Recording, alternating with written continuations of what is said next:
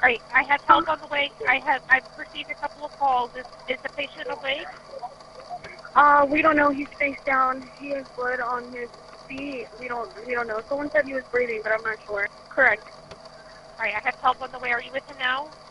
Thank you. Yeah, we're all here. Alright, and how old is he? I don't know. He's probably... Alright. Alright. And just to confirm, is he awake? I'm not sure. If they're saying he's breathing, but he's not responsive. Okay. Looks like his arms are broken and his like. These are the sad last moments of 14-year-old Tyre Sampson before he was plunged 430 feet to his death at a speed of 75 miles per hour. He weighed in at 383 pounds, a staggering 100 pounds over the 287-pound weight limit for the ride. But yet, he was still allowed on. On the way up, Tyre started to feel anxious and could feel something wasn't right. He turned to his friends and said, "Guys, I'm really worried. If something happens and I don't make it down safely, could you please let my parents know that I love them?" The fear increasing each second, as he got higher and higher and the people below became unrecognizable. As the ride makes its way to the top, it swings around so you get a 360 view of the park. Once you arrive at the top, it stops swinging, and then to increase the fear factor, the chairs are tilted forward 30 degrees, forcing you to look down to the ground.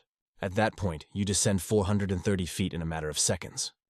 The following horrifying clip is of Tyre coming loose.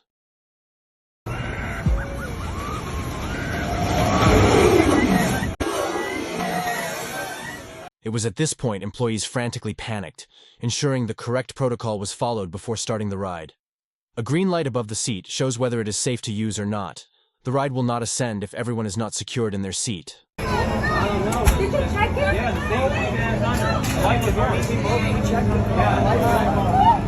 you guys are sure you checked it? Yeah. The young employee, having only worked 3 days on the job, considered a trainee. Why doesn't this have like the little clicky twist? Like the seatbelt? Yeah. The teen's seat sensors had to be manually altered to be able to fit Tyre. A video from the event appears to show the teen's harness being loose. It was extremely evident that Tyre's harness was much looser than everyone else's. State-of-the-art sensors monitoring the 3-month-old ride would normally have alerted operators to the fact the gap was abnormally large.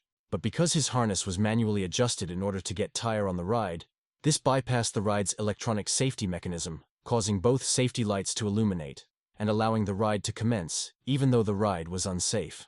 According to the ride's operating manual, attendants must also suggest for workers to be careful and to make sure that large guests fit into the seats. However, 2 months prior to the accident, the owner of the ride stated, "If you fit safely into the seat and the harness is secured, none of these operating systems will work unless the seats are engaged. So if you fit safely into the seat, then you ride." The ride, only open for 3 months, was now Sampson's family's objective to get this ride closed, so no one else had to grieve like they have to. The Sampson family decided to sue the park as the defendants failed to warn Tyre about the risks of someone of his size going on the ride, and that they did not provide an appropriate restraint system. Tyre's parents, rightfully angry and upset with regards to signage of the park, turns around and says, "I'll see you Saturday or either Sunday." And that was my last time speaking to my son. Anger, frustrated. I mean, I'm mad, I'm sickly, all of that because it should have been better signage out. The family's attorney blamed the company's drive for money as the reason for the accident. This operator manipulated and changed the seats to allow for larger people to sit there, which is for one reason, for profits. It's to not turn away that $35 ticket. That is what Tyre lost his life for. The family filed a lawsuit in state court against 4 defendants associated with the ride, including Florida's Icon Park, being the ride's operator, and 3 foreign manufacturers for the ride's equipment. The family settled their lawsuit against Icon Park and Slingshot, another Florida-owned company, but not against the foreign manufacturers. The terms of the settlement were not disclosed by the family. One of the attorneys went on about the park's priorities in terms of focus regarding no phones, yet nothing on weight.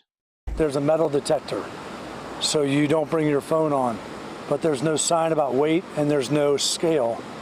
That is, I mean, how that's not so much more important than a metal detector for a ride is kind of amazing. Making matters even worse, This wasn't even the first tragic incident at the Icon Park. Just a few years earlier, 21-year-old Jacob Kaminsky, an employee at the park, tragically lost his life falling 200 feet whilst conducting a daily safety check. Jacob and another employee were finishing checks and making their way back down. The second employee stated he was 15 feet above Jacob when he heard a noise. He looked down and saw Jacob hit a crossbeam on his way down. Progress had been made in the Tyre Sampson case. Throughout the week, the thoroughfare leading to the attraction was closed off to vehicles, with a towering crane diligently dismantling the ride. Segments of the substantial structure were carefully loaded onto flatbed trucks and transported elsewhere. I honestly didn't think that was going to happen. I do appreciate that they have honored my request of removing the ride, but I am still without a son, said Tyre's mom. All this time, the tragic incident has been deemed an accident, and that the Orange County Sheriff's Office is still investigating whether anyone will be held criminally responsible for the incident. Will anyone be charged for this, or will it remain as an accident? And finally, rest in peace to the big man Tyre Sampson, who will be remembered as a high school football star and gentle giant.